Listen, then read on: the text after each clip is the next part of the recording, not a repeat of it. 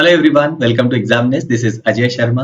आज हम बात करने वाले हैं logical reasoning and data interpretation section की, जो कैट का सबसे इंपॉर्टेंट सेक्शन माना जाता है। सबसे पहले एक ओवरव्यू हम ले लेते हैं, कैट में कितने क्वेश्चंस किस ईयर में पूछे गए हैं। अगर हम 2017 से 2023 तक क्वेश्चन जो पूछे गए उन पर नजर डालें, 2017 में 2 स्लॉट में पेपर हुआ था, 18 में और 19 में भी दो स्लॉट्स में, और 20 से लेकर 23 तक ये पेपर 3 स्लॉट्स में हुआ था। टोटल पजल्स जो पूछी गई हैं वो 16 पजल्स 2017 में, दैट मींस 8 पजल एक स्लॉट में और 8 पजल दूसरे स्लॉट में। 2020 में ये एवरेज था 5 पजल्स पर स्लॉट, और अब ये हो गया है 4 पजल्स पर स्लॉट। क्वेश्चंस में हर तरह की कैटेगरी थी, अरेंजमेंट के क्वेश्चंस भी थे, तो एनालिटिकल पजल्स भी थी, तो मिसलेनियस रीजनिंग भी थी, तो मैथमेटिकल रीजनिंग भी थी, यहाँ तक कि आपका वेन डायग्राम भी था। तो ज्यादातर जो क्वेश्चंस पूछे गए हैं उन्हें हम कहेंगे मॉडरेट लेवल। कुछ सेट्स इंटेंस लेवल के थे। क्या इजी लेवल के सेट भी थे? डायरेक्ट इजी तो मैं नहीं कहूंगा, लेकिन हाँ, इजी टू मॉडरेट लेवल के कुछ सेट्स डेफिनेटली पास्ट में पूछे गए हैं। नाउ जो सबसे इंपॉर्टेंट क्वेश्चन है वो है प्रिपेयर कैसे करें कैट के logical reasoning data interpretation section की। इमेजिन करें आप क्रिकेट मैच खेल रहे हैं, आप बैटिंग साइड में हैं और आपके अपोनेंट बॉल कर रहे हैं।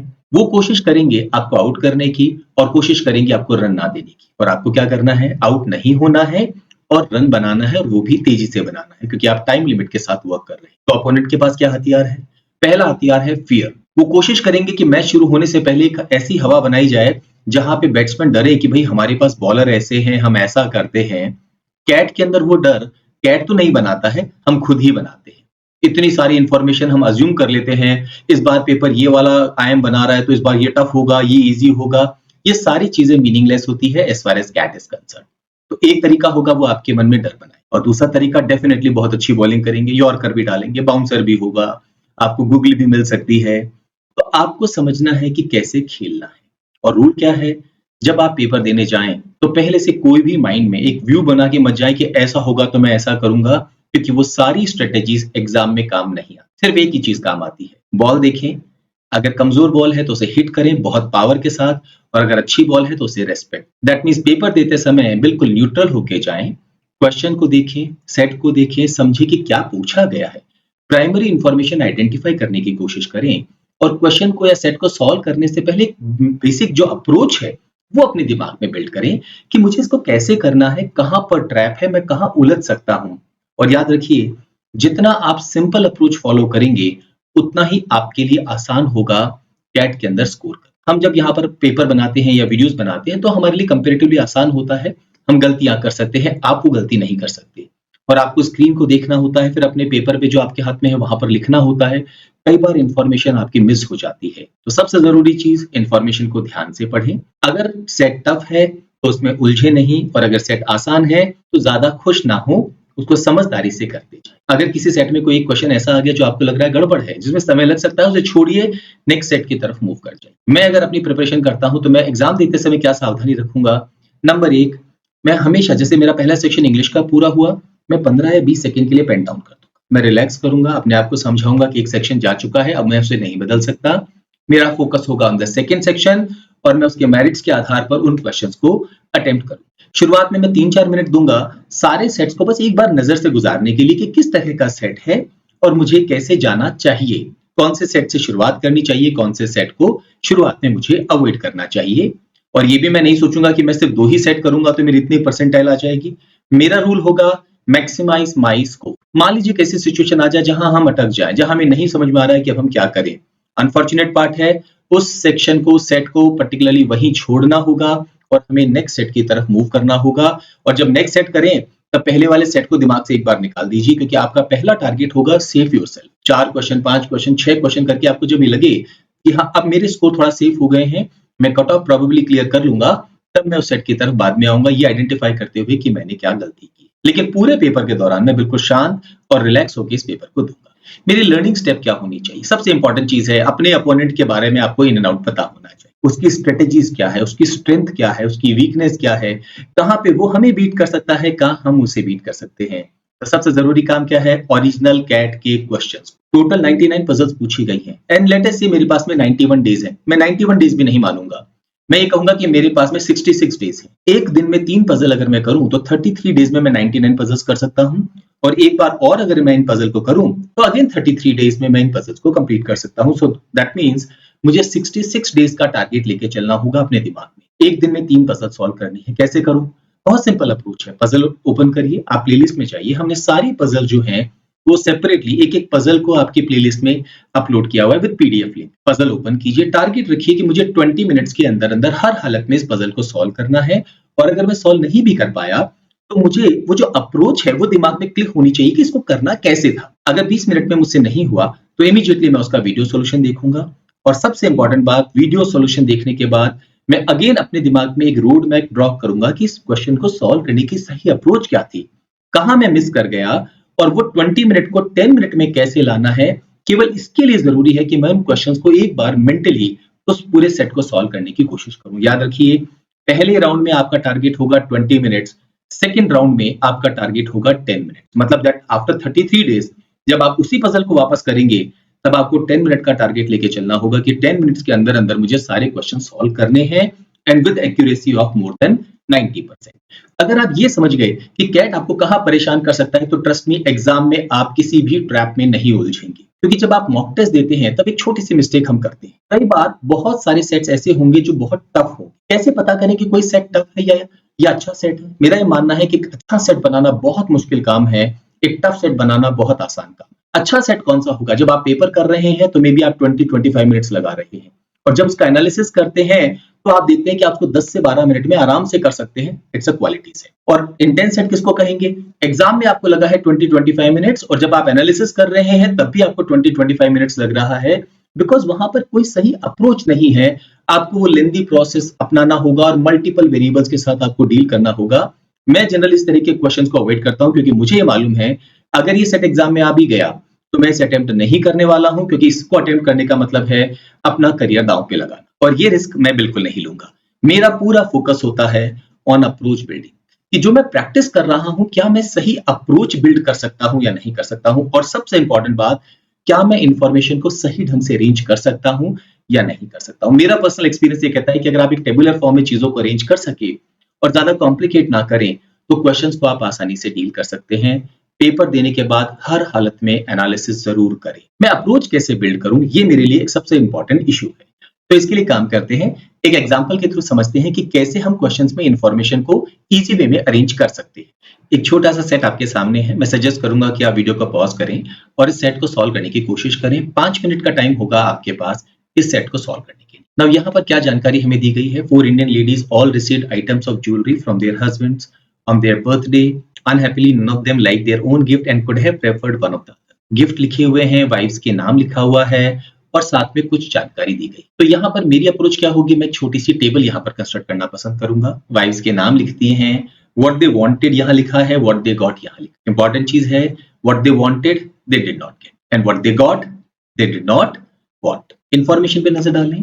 Krishna got what Nivedita want. Nivedita को जो चाहिए था वो तृष्णा को मिल गया। तो मैंने यहाँ पर एक सिंबल बना के इसको आइडेंटिफाई करने की कोशिश की कि यहाँ जो चीज मैं लिखूंगा उसे मुझे यहाँ लिखना है। उमा गॉट व्हाट तृष्णा वांटेड। उमा गॉट व्हाट तृष्णा wanted. Neither of these was the ब्रूच। तो यहाँ पर हम एक कार करते हैं, यहां से हम ब्रूच लेट से BRCH हटा देते हैं।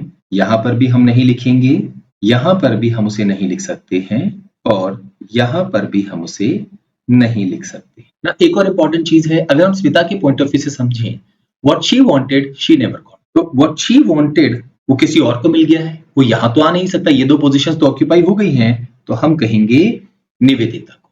और अगर हम इस वाले पार्ट की बात करें, what Uma wanted Smita got, क्योंकि अब यही हमारे पास में एक जगह बची। तो यहां पर स्मिता के सामने हम सेम सिंबल नहीं यूज कर सकते थे, क्योंकि जो आपको चाहिए था वो आपको नहीं मिला। ये एक बार हमें समझ में आ गया तो अब बाकी जानकारी को ट्रेस करना हमारे लिए मुश्किल नहीं होगा। Second point, the wife who got earrings. हम बात करें उनकी जिन्हें इयरिंग मिला है। Could have preferred the present given to Nivedita. Nivedita को जो प्रेजेंट मिला है उसे उस वाइफ ने पसंद किया था जिसे इयरिंग मिली है। तो निवेदिता को जो गिफ्ट मिला है उसे पसंद करने वाली थी स्मिता, और स्मिता को क्या मिला है? इयरिंग्स। तो यहां पर हम लिखेंगे इयरिंग्स, और अगर हमने यहाँ इयरिंग्स लिखी है तो यहां पर भी हमें क्या लिखना होगा? Earrings. Next point, the wife who got necklace could not have preferred earrings. जिसने इयरिंग प्रेफर किया है उनको नेकलेस नहीं मिला है, या उल्टा कहें जिनको नेकलेस मिला है उनको इयरिंग पसंद नहीं था। तो जिसको इयरिंग मिला है उसके साथ में हम नेकलेस तो नहीं लिख सकते हैं, ब्रूच लिख नहीं सकते हैं, तो एक ही चीज हमारे पास बची है और वो है ब्रेसलेट। तो यहां पर हम लिखेंगे ब्रेसलेट, और अगर हम इसी सिंबल के साथ मूव करेंगे तो यहां पर भी हम क्या लिखेंगे, ब्रेसलेट। ब्रूच हम यहां लिख नहीं सकते हैं, तो उसके लिए अब एक ही जगह हमारे पास बची है ये वाला सिंबल, तो यहां पर हमने लिख दिया है। और फाइनली हमारे पास एक बचा है नेकलेस, उसे हम यहां पर लिख दें। तो यहां पर दोनों ही जगह हम सिर्फ सिंबल का इस्तेमाल कर रहे हैं क्वेश्चन को सॉल्व करने। एंड अब टेबल कंस्ट्रक्ट हो गई है, क्वेश्चन को आंसर आसानी से हम आंसर कर सकते हैं। First question, bracelet was received by, bracelet किसको मिला है, उमा को, तो हमारे इस क्वेश्चन का answer third option. Necklace was presented to, necklace किसको दिया गया था, तृष्णा को, तो हमारे इस क्वेश्चन का आंसर फोर्थ ऑप्शन। चलिए एक सेट और देख लेते हैं। Two of Anand, Bharat and Chandar are fighting each other. You have the following information. The shorter of Anand and Bharat is the older of the two fighters. The younger of Bharat and Chandar is the shorter of the two fighters. The taller of Anand and Chandar is the younger of the two fighters. Again मैं suggest करूंगा कि आप video को pause करें, 5 minutes का target लें और इस सेट को सॉल्व करने की कोशिश करें ना। यहाँ पर इस क्वेश्चन को सॉल्व करने का क्लू क्या होगा, हमें ये देखना होगा कि कौन दो फाइटर है, क्योंकि उसी के हिसाब से हमें मूव करना होगा। यहाँ पर 3 पर्सन्स हैं, आनंद, भरत एंड चंद्र। तो हमें केसेस बनाने होंगे कि हो सकता है ए और बी फाइट कर रहे हो सकता है बी और सी फाइट कर रहे हो सकता है ए और सी फाइट कर रहे हो, और फिर हमें पॉसिबिलिटीज को रूल आउट करना होगा। अगेन मैं यहाँ पर एक छोटी सी टेबल कंस्ट्रक्ट कर रहा हूँ। लेटेस्ट से मैं सबसे पहले अज्यूम कर रहा हूँ कि भरत और चंद्र ये 2 पर्सन्स फाइट कर रहे हैं। यहाँ पर हमारे पास 3 इंफॉर्मेशन है, हमें उस इंफॉर्मेशन को सबसे लास्ट में यूज करना है जिसमें भरत और चंद्र इन्वॉल्व हैं, ताकि हम अगर कुछ गड़बड़ हो, डिस्क्रिपेंसी हो तो आइडेंटिफाई कर सकें। फर्स्ट स्टेटमेंट क्या कह रहा है, the shorter of Anand and Bharat is the older of the to fighter. सबसे पहले तो हमें 2 फाइटर में जो ओल्डर है उसको यहाँ ढूंढना। हमें मालूम है भरत और चंद्र 2 जने फाइट कर रहे हैं, तो जिस फाइटर के बारे में हम बात कर रहे हैं वो कौन है, Bharat. So first of all Bharat is the older of the two fighters, तो भरत चंद्र से ओल्डर है। और भरत ही साथ में क्या है, आनंद और भरत में अगर हम कंपेयर करेंगे तो वो शॉर्टर है, दैट मींस आनंद भरत से हाइट में ज्यादा है ना। भरत एंड चंद्र की इंफॉर्मेशन यहाँ है, इसे हम यूज नहीं करेंगे, हम पहले नेक्स्ट इंफॉर्मेशन पे जाएंगे और वो क्या कह रही है, the taller of Anand and Chandra is the younger of the two fighters. Again हमारा फोकस है 2 फाइटर्स पर, वो कौन है, बी और सी। तो उनमें से चंद्र ही फाइटर है, आनंद तो है ही नहीं, तो चंद्र जो है वो क्या है, younger of the two fighters है। Chandra younger of the two fighters है, कंफर्म है। साथ में वो आनंद और चंद्र में अगर हम कंपेयर करें तो कौन है, वो टॉलर है, तो आनंद और चंद्र में चंद्र टॉलर हो गया। अब आएंगे हम उस इंफॉर्मेशन पे जहां भरत और चंद्र के बारे में जानकारी दी गई। The younger of Bharat and Chandra, younger of Bharat and Chandra मतलब हम चंद्र की बात कर रहे हैं, is the shorter of the two fighters. हम देख सकते हैं चंद्र जो है वो शॉर्टर नहीं है, इनफैक्ट भरत जो है वो शॉर्टर है, क्योंकि यहाँ पर कंडीशन गड़बड़ हो गई है। हम कहेंगे हमारे वो जो 2 फाइटर्स हैं वो कौन नहीं है, भरत एंड चंद्र। तो क्या वो 2 फाइटर्स आनंद और चंद्र हो सकते हैं, एक बार वो भी चेक कर लेते हैं ना। आनंद और चंद्र का नाम जहां पर लिया गया है वो है लास्ट स्टेटमेंट, उस पर हम सबसे लास्ट में ही नजर डालेंगे। The shorter of Anand and Bharat is the older of the two fighters. हम 2 फाइटर्स में से एक की बात कर रहे हैं, कौन है, आनंद और भरत में डेफिनेटली वो फाइटर तो आनंद है। तो हम बात कर रहे हैं किसकी, आनंद की, is the older of the two fighters. तो आनंद जो है वो ओल्डर है दोनों फाइटर्स में, और अगर हम आनंद और भरत को कंपैरिजन करें तो आनंद उनमें शॉर्टर है, तो आनंद शॉर्टर है किससे, भरत से। Next, younger of Bharat and Chandra is the shorter of the two fighters. Again हमारा फोकस किस पर होगा, 2 फाइटर में से किसी एक पर। 2 फाइटर ए और सी, यहां पर है सी यानी Chandra. So Chandra is the shorter of the two fighters. Chandra जो है वो शॉर्टर है 2 फाइटर्स में से, दैट मींस सी को हम इस तरह से लिखेंगे। और साथ में वो भरत एंड चंद्र की अगर बात करें तो यंगर भी है, किससे, भरत से। तो चंद्र जो है वो भरत से यंगर है। तो यहां पर हम एक केस और बना लेते हैं कि चंद्र भरत से younger. So we can see the younger of Bharat and Chandra. Bharat और चंद्र में जो यंगर है वो है Chandra, and Chandra is the shorter of the two fighters. Chandra is the shorter of two fighters. A और सी में कंपेयर करेंगे तो सी छोटा है। अब आते हैं लास्ट स्टेटमेंट पे, the taller of Anand and Chandra is the younger of the two fighters. Again हमारा फोकस है younger of the two fighters. कौन है वो, आनंद और चंद्र में अगर हम बात करेंगे तो यंगर कौन है, वो है चंदर। तो हमारा फोकस है उन चंदर, एंड चंदर जो है वो आनंद से टॉलर है, जबकि चंदर आनंद से शॉर्टर है। तो हमारा ये वाला अजम्पशन भी क्या है, गलत है। सो फाइनली अब हमें मालूम है कि हमारे वो दो फाइटर्स कौन हैं, ए एंड बी। अगेन हम ए और बी वाली जानकारी को सबसे लास्ट में देखेंगे। चलिए एक बार क्रॉस चेक कर लेते हैं। भरत और चंदर में जो यंगर है वो दोनों फाइटर में शॉर्टर, दोनों फाइटर में आनंद और भरत में, यहां पर हम सिर्फ भरत का नाम देख रहे हैं। तो younger of Bharat and Chandar, यानी भरत जो है वो चंदर से यंगर है, तो भरत चंदर से यंगर है नंबर 1, और भरत दोनों फाइटर में शॉर्टर है, दैट इज भरत शॉर्टर है किससे, आनंद से। नेक्स्ट स्टेटमेंट क्या है, taller of Anand and Chandar is the younger of the two fighters. दो फाइटर में से एक कौन है, आनंद भरत है, आनंद चंदर है। तो अब हम आनंद की बात करें, the taller of Anand and Chandar, यानी आनंद जो है वो चंदर से टॉलर है, तो हम यहां पर ये कह सकते हैं आनंद चंदर से टॉलर है, and Anand is the younger of the two fighters, Anand is the younger of the two fighters, that means Anand को हम यहां पर लिखें। अब हम आएंगे अपने फर्स्ट स्टेटमेंट पे और देखेंगे कि कहीं किसी तरह का डिस्क्रिपेंसी तो नहीं है। The shorter of Anand and Bharat, Anand और भरत में जो शॉर्टर है, कौन है आनंद और भरत में शॉर्टर, वो है Bharat. Is the older of the two fighters, क्या भरत आनंद से ओल्डर है, हाँ, सारी कंडीशन सेटिस्फाई हो गई है। तो अब हम इस क्वेश्चन को आसानी से आंसर कर सकते हैं। Who is not fighting, Chander is not fighting, तो मैं कहूंगा फर्स्ट ऑप्शन मेरा आंसर होगा। Who is the older fighter, A और बी में ओल्डर कौन है, बी, तो हम कहेंगे Bharat. Who is the youngest among them, youngest हमें मालूम है कौन है, ए, तो हमारे इस क्वेश्चन का answer third option.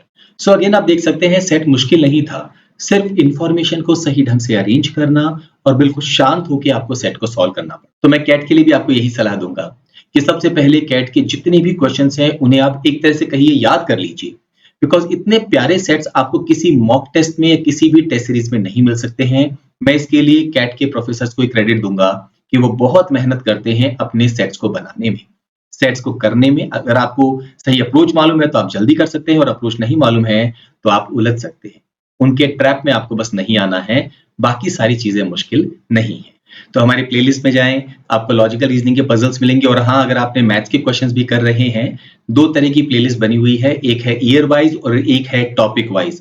Please make sure कि टॉपिक वाइज जो आपकी प्लेलिस्ट है उसमें सारे क्वेश्चंस आप करें। एंड इनफैक्ट मैं एडवाइस करूंगा कि आईपी मैट में जो क्वेश्चंस पूछे गए हैं, स्पेशली मैथ्स के सेक्शन में, उन्हें आप जरूर करें। Happy learning, all the best.